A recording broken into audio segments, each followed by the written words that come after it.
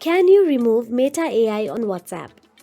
You cannot remove Meta AI from WhatsApp as it is an integrated feature designed by Meta, formerly Facebook, to enhance the app's functionality.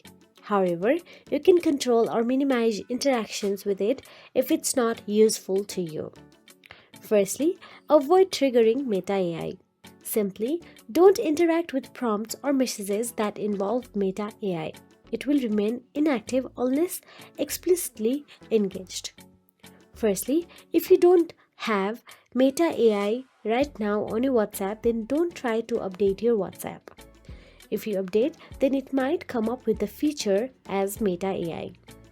The other one is disable AI generated features if applicable. If Meta AI powers specific features like stickers or automated suggestions, this might be configurable in settings under chats or similar sections. So that is it. If you found this video helpful, please like, share and subscribe, and thank you so much for watching.